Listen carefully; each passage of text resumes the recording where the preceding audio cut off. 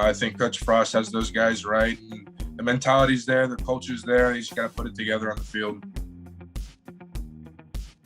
Welcome, everybody. I've got a very special guest today for the Fro Show, Brenden Jaimes, the offensive lineman from Nebraska. I've been a big fan for a while, brother. I'm glad we've gotten to touch base. How you doing? I'm doing well, man. Thank you guys for having me on. It's a huge honor. Yeah, of course, man. I had a fellow Husker family. I had to get one of you guys on. And as you're preparing for this upcoming draft, brother, tell me a little bit about the process, where you went to train, what it was like. Give me some insight in your day-to-day. Yeah, so when I left Nebraska, I went to California in LA, and I started training there and at a place called Sports Academy, and trained there for 8 to 10 weeks, and then lived out there in a hotel and stuff like that. So I got to experience LA for a little bit, even if it was the LA was locked down still a little bit, but I got to experience some of it. And then I did the pro day. And now I'm back in Austin, and I'm just training really until the draft here. I got a place here that I train, and I'm training with my dad. He was a strength coach back in the day, so nice. I trust in what he does. So that's what I'm doing. It's funny that's good to hear, brother. It's good to hear that you're healthy, getting ready for the draft. It's funny you say like you're out in LA and got a small taste even during lockdown. I don't think people really understand when you say, oh, I'm training. Like, people don't understand when you're getting ready for pro day or combine or draft, like, you train 2 to 3 times a day. So you wake up, you eat, then you train, then you have lunch, then you train. So even with COVID protocols, you don't get too much seeing the city. I know I lived in Dallas doing the same thing at MJP out there at Michael Johnson Performance, and right, yeah. I like the city, but I didn't really get to do much. So, but rewind a little bit, because you almost broke Jeremiah Searles' consecutive starts record at the University of Nebraska. Jeremiah Searles is a good friend of mine. I played with him. Big fan. I know you had sat that last game out. You want to talk about your time just at Nebraska, what it meant to you? Tell me a little bit about Coach Frost. And honestly, I'm a huge fan of you guys. I love you. I wish I could have played for someone like Coach Frost and had a teammate like Adrian. That looked like a good time, brother. Yeah, I mean, ever since I committed, I was committed to Nebraska. So when Coach Riley left, it was kind of tough, just because it was my first time, away from home, and I was still a young kid, still had a lot of years left in college, and but ultimately at the end of the day, I committed to Nebraska because I wanted to play for them. I wanted to be a part of the tradition, the culture, things like that there. So, I ended up staying, and figured I had a pretty good career there. And, playing under Coach Frost was awesome. He definitely brought an energy that we needed there.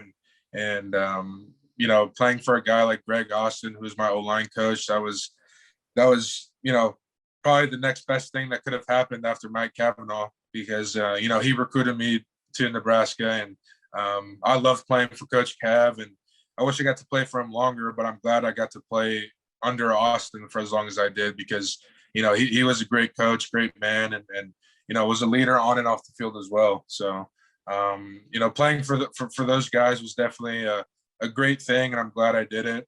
And to play with guys like Adrian and Matt Farniak and Bo Wilson and Wandale for a little bit, I mean, those guys were second to none. And right. Adrian's I'm a year older than Adrian, but I mean, he's been a leader ever since he's got there. He was kind of like me. He was thrown into a position where he was playing at a very high level at a very young age, and for him to overcome the things that he's overcome has been really astonishing, and to see him grow into the person that he's become. I mean, it's been really fun to watch.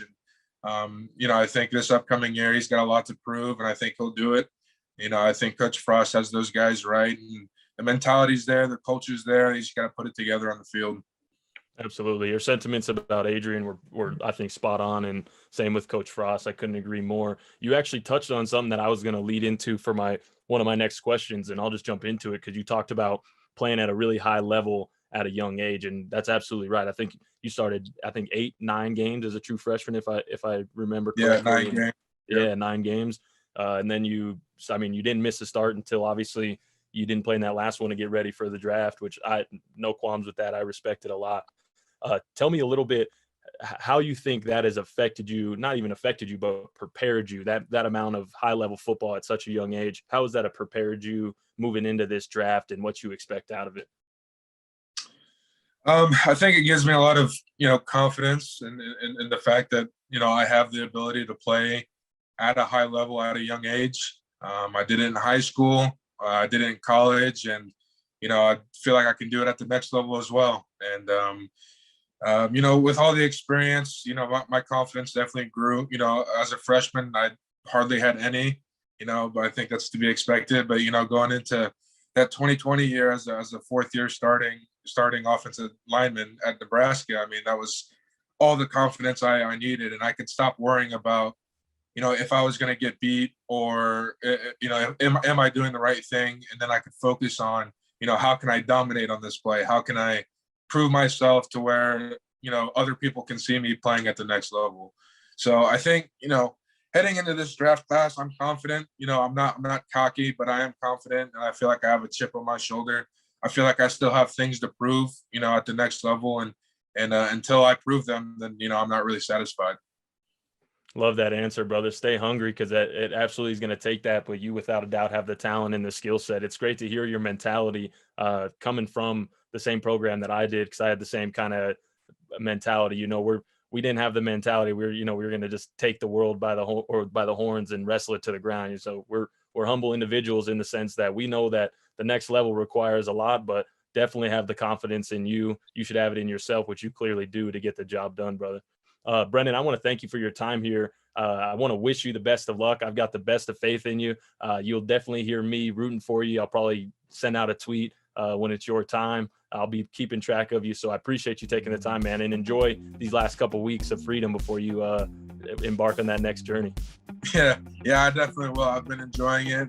I look forward to the future, but thank you for having me on the show. I appreciate it. Yeah, absolutely, brother. Go Big Red. Go Big Red. Yes, sir.